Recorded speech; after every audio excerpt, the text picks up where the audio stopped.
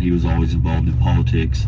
And even on my mom's side, my uncle was involved in politics, my aunt, and even my mother has been involved with the county committee.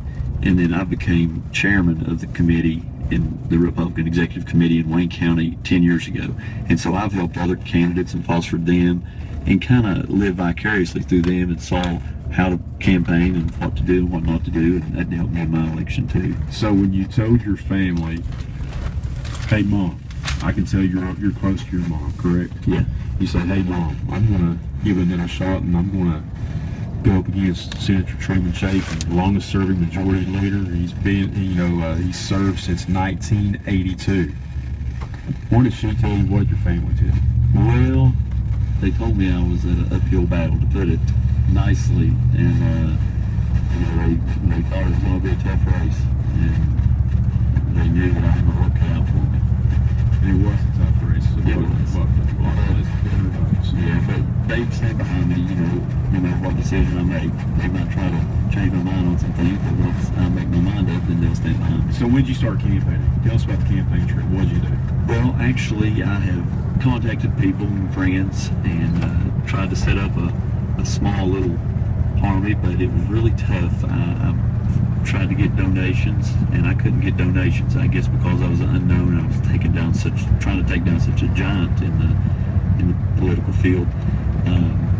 So I just hit the ground on my feet. There's no way for me to go door to door, but I just went to every county and tried to visit key places, and in some places I didn't have a contact, like McDowell County. Yeah. I didn't know anyone in McDowell County, so I just had to start from scratch and make contacts, and McDowell County met me with open arms and treated me like they'd known me all their life, and I appreciate that. All right, I want to hear this story, because we pick up, you're familiar with the radio station, you listen to us while on a campaign trip, okay? So no contacts in McDowell County, okay? You drive from Wayne to McDowell County, and that's not a 20-minute drive, okay? So take us through there. I mean, okay, first of all, where did you, I just want to know where you went at your first time campaigning in McDowell County. Well, I went to the courthouse, and I knew that those people would kind of have their thumb on the political scene. Just introduced myself and told people who I was, and they were willing to listen, and I appreciate that. And I fell in love with McDowell County because of the old coal mining towns, and I could just picture how they were once booming in the 40s and 50s, and those huge brick buildings in Yeager and War and in Welch. Matter of fact, and I've not told anyone this, but I've heard that Yeager is being slatted to be demolished, the old downtown part, and those buildings are so beautiful. I would love to somehow save those. So that's one of the things I'm going to try to do for the 6th District, is save the old town of Yeager. And I mean, this is the first time we've ever met in person, but we've talked on the telephone a few times. We've Facebooked each other, but you're like me, you love history, don't you? I do. I'm a nostalgia buff. And seeing some of those little towns, that's had 10 car dealerships in them and stuff, and it's kind of depressing to see them with the population decrease that's happened. But I really have some ideas for the areas that lost population, and ways that with maybe increased population and increased business and economic development in those areas. What are you represent parts of Mango, McDowell, Marshallfield, and yeah. So what's some of the ideas you want to running in January? Well, definitely the Campbell Highway needs to be tried back up. There's segments in Wayne County that were started 12 years ago that hasn't been touched in 10. McDowell County needs it worse than any, because it takes them, some parts of their county, 2.5 hours to get to the 4-lane. And that would bring in economic development, also increased population, hopefully, and just a way in and out. Now, done some research, I found that the highway that's on beside Mingo Central was surface mine, and the coal companies provide the roadbed for the state. Now, that road was going to cost $180 million if the state and government funding had paid for it, but it saved them $100 million just by building the roadbed. So the thing that's holding them up now on the rest of the King Coal Highway is permits, and I'm going to try to find out why they can't get the permits. As long as they stay within the regulations and do everything the EPA wants them to, I see no reason why they can't provide the roadbed for us, it'll be a win-win situation. Yeah, that roadbed, that was supposed to be a that King Cove section of the highway going up to Mingo Central originally was slated to be a 4-lane highway. Yeah. Like you said. And it still can be. I think, the 2 lanes are on one side of the big wide roadbed, so, when it becomes a segment of King Cove Highway, I think it'll be easy to make it a 4-lane. Let me ask you this question. Let's get the elephant out of the room right now. Okay? No pun intended. The elephant out of the room, okay? I've talked to several people that live here in Mingo County that follow politics, okay? And Truman Chafin, he was loved by some Mingo Countyans, not popular with some Mingo Countyans, but yet again, people at the end of the day said that Truman Chafin did things for Mingo County. Now, with the redistricting that's came up, Bill Cole, Republican from Mercer County, I've never met Mr. Cole, but people from Mingo County are not very familiar seeing Senator Cole in Mingo County. Talk is, you're Republican, you're from Wayne County. Some people in Mingo County are thinking, well, actually, we have no representation. What's your thoughts about that? Well, for one thing, I'm real close to Mingo County, and I will be there for them, and anytime that they have a concern, I'll listen to them, and if it's something that I can get put in the form of a bill, I'll be there to do that.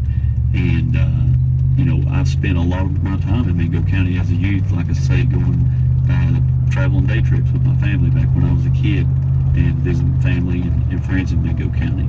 So I think I can be there for them and help them and provide things that the county needs, and also the rest of the 6th District too. And you've taught, and you spoke with me on the phone and Facebook that you want to get out of this interview today. You are a censor.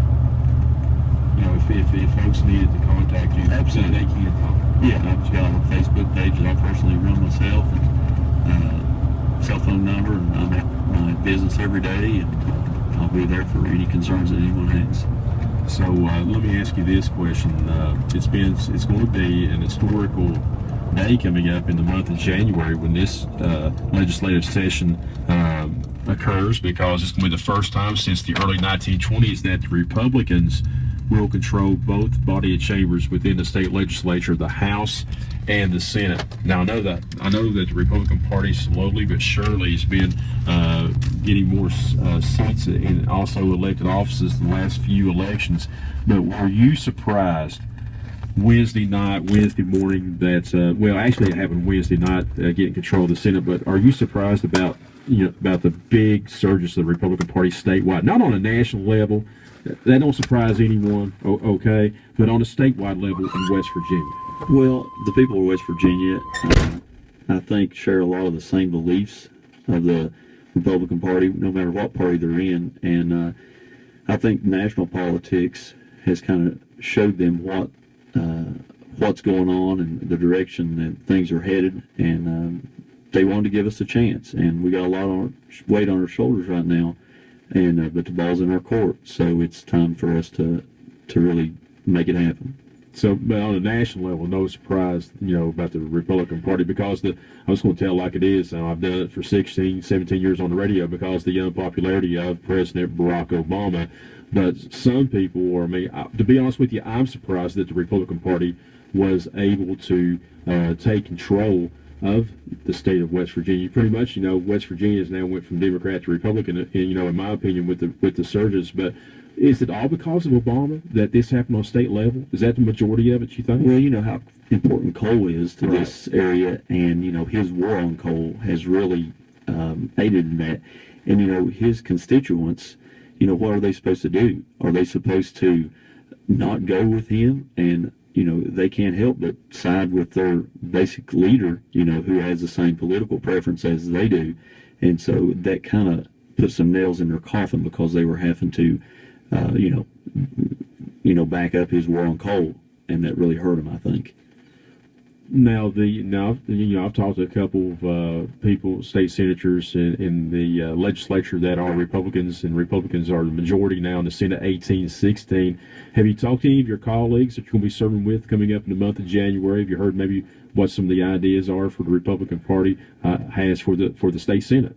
As far as specific ideas, I haven't, but I have talked to a senator the one that he's going to try to give us first-time senators a little class on what to expect, so we are a little bit more efficient our first year serving and don't have to learn as we go.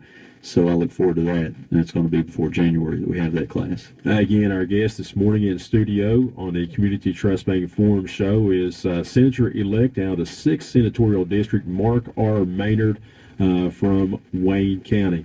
Getting back to election night, Mark, now we declared you around 9:55 the winner in that close race all night long. When did you actually find out that you won the election? Well, I was in the Wayne County Courthouse, and an acquaintance of mine came up and says, "Hey, they've declared you the winner." And, I was just looking at the results from Wayne County, and right. I would hope to fare well in my own county. Right. And I hadn't even had a chance yet to call anyone in Mingo County or McDowell County or Mercer County, and I'd already been declared the winner. So, I was very happy, and I called and told my mom, and after that I went home and told her, and she still didn't believe it. And then WSAZ called her the next morning and said we were wanting to interview Mark Maynard, and she said, did he win? And so WSAZ got a big kick out of it. They thought that I hadn't told her that I'd won, but she just didn't believe it. Did that fuel you even more? Because, when you went around campaigning in Mingo and Mercer, not so much in your own county of Wayne, but in Mingo, McDowell, say, hey, I'm Mark R. Maynard. I'm running for state senate. I'm running against longtime Senator Truman Chafin. I'd like to have your vote. Did anybody snicker in your face? No, they didn't. I was treated with respect, okay. And I appreciate it. And Truman treated me with respect. We were on a panel discussion down in Bluefield, and, we were asked 6 questions, and we both pretty much answered the same way. And matter of fact, during the panel discussion, he said he had heard good things about me, and there was no mudslinging from either one of us, and that makes it nice, to run a campaign like that. How important is it, that knowing that politics is at times a dirty game?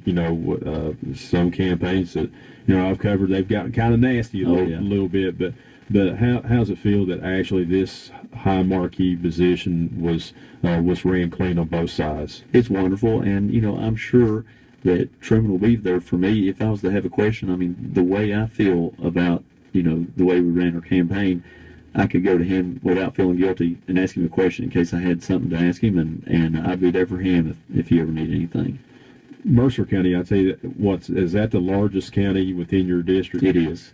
Tell us a little bit about Mercer County and how where'd you campaign at, and a little bit about the folks in Mercer County. Well, Mercer County has a high Republican content, and they've got a permanent headquarters set up for the Republican Party.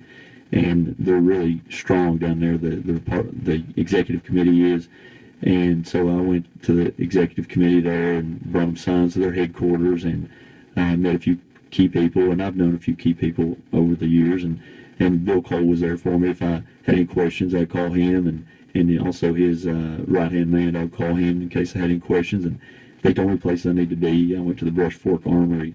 There was a women's expo there that was a really big deal, and sat there at the Republican booth for a while. The executive committee had their own booth set up with signs and paraphernalia for the people running. We'll be back with Senator-elect out of the 6th Senatorial District, Mark R. Maynard from Wayne County. He is the longtime Republican chair out of Wayne. We'll be back with more of the Community Trust Bank Forum Show, 96.5 wxcc. As a child, I can remember always being excited about going to Community Trust Bank with my parents, because I knew I was going to get a treat. It's funny, now that I'm married, have 2 kids, and just bought a new home, when it came time for a new home loan, I went to Community Trust Bank. I trust them and knew they'd be there for me and my family, just like they were for Mom and Dad. And now, with 81 locations, there's no reason to go anywhere else but Community Trust. Community Trust Bank, building communities, built on trust. Member FDIC, equal housing lender. And welcome back into the Tri-States Coal Country More, 96.5 WXCC, the Community Trust Bank Forum Show on this early Tuesday morning. Our guest in studio is West Virginia State Senator-elect out of the 6th Senatorial District, Mark R. Maynard from Wayne County.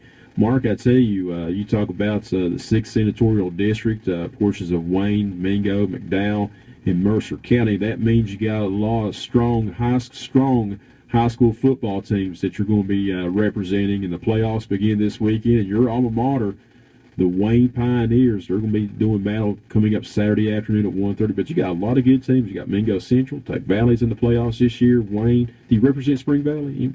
No, there might be a few students that go to Spring Valley that Right. come from my district, but not very many. Bluefield High.